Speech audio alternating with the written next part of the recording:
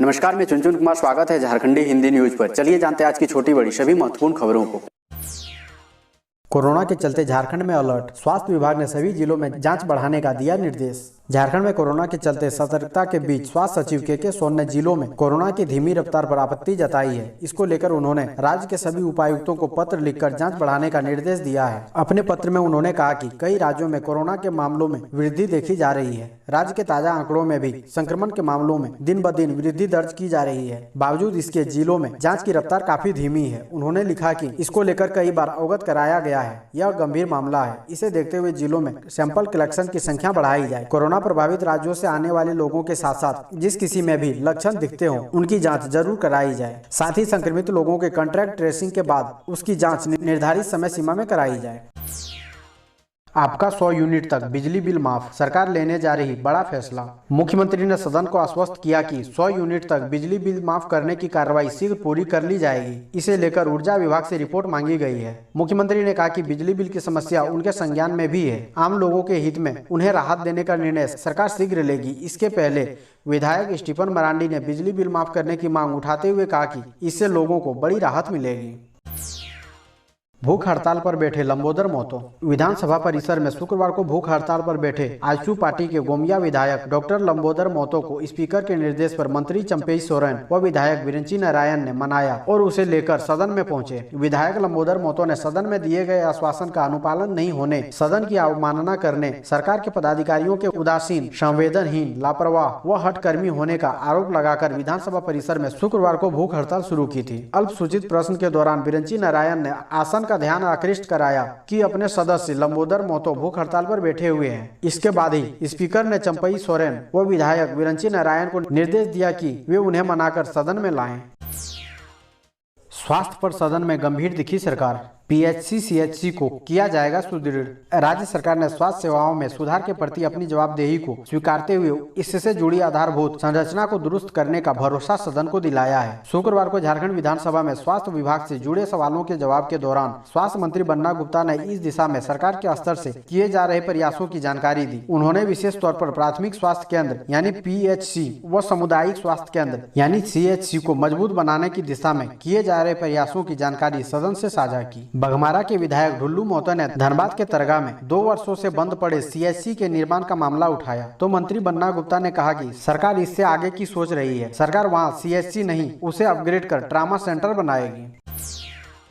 आरक्षण के बारे में यह खबर आप भी जानिए। सरकार लेने जा रही बड़ा फैसला। सरकार आरक्षण पर बड़ा फैसला लेने जा रही है। झारखंड के मुख्यमंत्री हेमंत सोरेन ने शुक्रवार को विधानसभा में आरक्षण से जुड़ी बड़ी घोषणा की। उन्होंने कहा कि राज्य में 50% से अधिक आरक्षण बढ़ाने के लिए राज्य सरकार सुप्रीम कोर्ट में पक्ष रखेगी। मालूम हो कि सर्वोच्च न्यायालय ने सभी राज्यों से आरक्षण की सीमा बढ़ाने पर उनका पक्ष मांगा है। इसको लेकर राज्य में आरक्षण की सीमा 50% से अधिक बढ़ाने पर मुख्यमंत्री ने सदन में यह अहम घोषणा की। सीएम ने कहा कि उनकी सरकार राज्य में आरक्षण की सीमा 50% से अधिक बढ़ाने के पक्ष में है। सुप्रीम कोर्ट ने मराठा आरक्षण के मामले में सभी राज्यों से अपना पक्ष रखने को कहा है। ऐसे में झारखंड सरकार भी आरक्षण की सीमा 50% से बढ़ाने को लेकर अपना पक्ष सर्वोच्च न्यायालय में रखने जा रही है। अपने संबोधन में मुख्यमंत्री हेमंत सोरेन ने कहा कि कुछ राज्यों द्वारा आरक्षण की सीमा बढ़ाए जाने पर सर्वोच्च न्यायालय से उसे निरस्त कर दिया है। हालांकि कुछ राज्य आरक्षण बढ़ाने को लेकर सर्वोच्च न्यायालय भी गए हैं, जहां यह मामला अभी सुप्रीम कोर्ट के पीठ के समक्ष विचाराधीन है।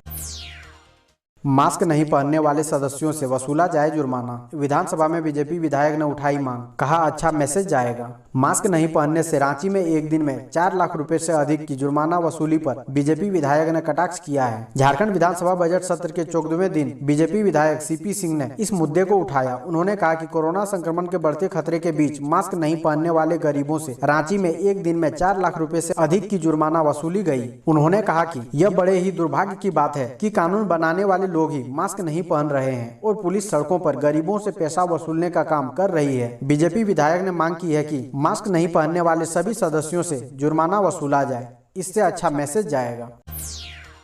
झारखंड के 18,000 होमगार्ड्स 10 दिन से आंदोलन पर, बोले सीएम हेमंत कर रहे वादा खिलाफी। झारखंड में गृह रक्षा वाहिनी यानी होमगार्ड्स के जवान 8 मार्च से आंदोलन पर है। चरणबद्ध तरीके से आंदोलन कर रहे होमगार्ड्स के जवान इन दिनों रांची में विधानसभा के समक्ष धरना प्रदर्शन कर मुख्यमंत्री हेमंत सोरेन को 2019 के चुनावी वादे को याद दिला रहे हैं। झामुमो के कार्यकारी अध्यक्ष के तौर पर हर चुनावी सभा में हेमंत सोरेन ने होमगार्ड्स के जवानों को बिहार की तर्ज पर सुविधाएं देने का वादा किया था। अब जबकि वे राज्य के मुख्यमंत्री हैं तो होमगार्ड के जवान उनसे चुनावी वादा पूरा करने को कह रहे हैं। डॉक्टर, नर्स, हेल्थ वर्कर को 1 माह की एक्स्ट्रा सैलरी, हेमंत सरकार ने खोला खजाना। झारखंड के मुख्यमंत्री हेमंत सोरेन ने फिर से बड़ा फैसला किया है। कोरोना संक्रमण काल में अपनी जान जोखिम में डालकर लोगों की सेवा करने वाले चिकित्सकों और स्वास्थ्य कर्मियों को राज्य सरकार 1 माह का अतिरिक्त वेतन देगी। झारखंड विधानसभा में शुक्रवार को स्वास्थ्य मंत्री बन्ना गुप्ता ने अमर बाउरी के सवाल के जवाब में सदन को यह भरोसा दिलाया। बन्ना गुप्ता ने कहा कि कोरोना योद्धाओं का राज्य सरकार आदर सम्मान करती है। हम उन योद्धाओं को शीघ्र चिन्हित करेंगे। जान जोखिम में डालकर लोगों की सेवा करने वाले चिकित्सकों और स्वास्थ्य कर्मियों को राज्य सरकार 1 माह का अतिरिक्त वेतन देगी। झारखंड विधानसभा में हेमंत सरकार ने किया ऐलान, बोहरनपुर खुदाई स्थल से निकली कोई भी मूर्ति बिहार नहीं ले जाने दी जाएगी। झारखंड विधानसभा में राज्य सरकार की ओर से शुक्रवार को यह घोषणा की गई कि हजारीबाग के बोहरनपुर खुदाई स्थल से निकली कोई भी मूर्ति या ऐतिहासिक महत्व की वस्तुओं को बिहार नहीं ले जाने दिया जाएगा। भारतीय जनता पार्टी के मनीष जायसवाल ने सूचना के माध्यम से सरकार का ध्यान इस ओर आकृष्ट करते हुए बताया कि हजारीबाग जिला मुख्यालय से कुछ ही दूरी पर स्थित बोहरनपुर खुदाई स्थल से भारतीय पुरातत्व विभाग को कई मूर्तियां मिली है। इसमें भगवान बुद्ध और मां तारा की कई प्रतिमाएं शामिल है। नौकरियों की बहार ला रहे सीएम हेमंत सोरेन, अफसर करा रहे किरकिरी। झारखंड विधानसभा में गतिरोध की स्थिति समाप्त होने के बाद अब सामान्य कामकाज हो रहा है। रोज जनहित से जुड़े विषयों पर सार्थक चर्चा हो रही है। राज्य की सबसे बड़ी पंचायत से ऐसे ही कामकाज की अपेक्षा की भी जाती है। सार्थक विषयों को उठाना और उसे समाधान के मुकाम तक पहुंचाने की अपेक्षा हम अपने जनप्रतिनिधियों से करते भी हैं। हालांकि कई बार सरकार के सवालों के जवाब उलझाने वाले होते हैं कि वह या तो मूल विषय से भटक जाते हैं या सवालों पर ही सवाल उठा नई पेचीदगी पैदा कर देते हैं। इसे उचित नहीं ठहराया जा सकता। झारखंड विधानसभा में कामकाज के दौरान अक्सर ऐसी स्थिति देखी जा रही है कि सदन में आने वाले जवाब राज्य सरकार की किरकिरी करा रहे हैं। कहीं न कहीं इसके लिए अफसरों को जिम्मेदार ठहराया जा सकता है। कुछ शब्दों का आधार बना सरकारी अफसर ऐसे जवाब देते हैं कि उनका देना न देना बराबर है। मानसा जवाब देने की कम, टालने की अधिक दिखती है। झारखंड सीएम हेमंत सोरेन बोले, हमारा काम देखकर भाजपा के पेट में दर्द, जनता करेगी पिंडदान।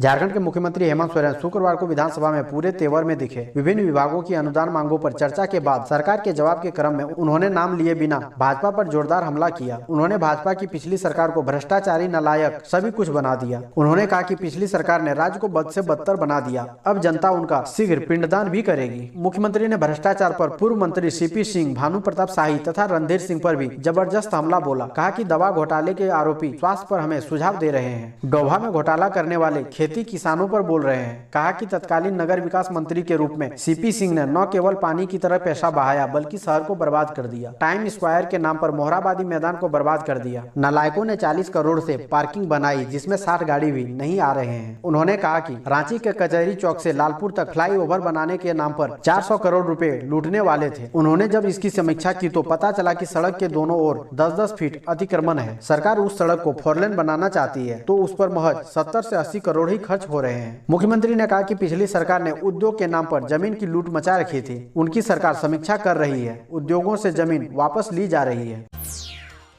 मुख्यमंत्री हेमंत सोरेन ने कहा, विपक्ष सहयोग नहीं देकर पैर खींचने में लगा है। मुख्यमंत्री हेमंत सोरेन ने आरोप लगाया कि विपक्ष सरकार को परेशान करने में लगा है। विपक्ष सहयोग तो करता नहीं, पैर खींचने में ही लगा रहता है। डीवीसी भी राज्य सरकार को आंख दिखाता है। केंद्र को भी निशाने पर लेते हुए कहा कि आज चुनाव है तो पेट्रोल डीजल की कीमत नहीं बढ़ रही है। भाजपा के लोग हमेशा चुनावी मोड़ में रहती है। सरकार बनाने के लिए विधायक खरीदते हैं, न खरीद पाते हैं तो इनकम टैक्स को लगा देते हैं। आज भाजपा चुनाव समिति की बैठक, मधुपुर के उम्मीदवार पर मंथन। मधुपुर उपचुनाव को लेकर भाजपा प्रदेश चुनाव समिति की बैठक शनिवार को बुलाई गई है। प्रदेश मुख्यालय में होने वाली बैठक में प्रत्याशी के चयन पर मंथन होगा। भाजपा की कोशिश होगी कि सहयोगी आजसू को विश्वास में लेते हुए मधुपुर में प्रत्याशी उतारा जाए। संभावित प्रत्याशियों की बात करें तो पूर्व मंत्री राज परिवार का नाम आगे चल रहा है। हालांकि भाजपा के प्लान बी की चर्चा भी जोरों पर है, जिससे आजसू के पसंदीदा चेहरे को कमल के सिंबल पर लड़ाए जाने की बात कही जा रही है। बहरहाल प्रदेश अध्यक्ष दीपक प्रकाश की अध्यक्षता में होने वाली बैठक में तमाम विकल्पों पर विचार किया जाएगा।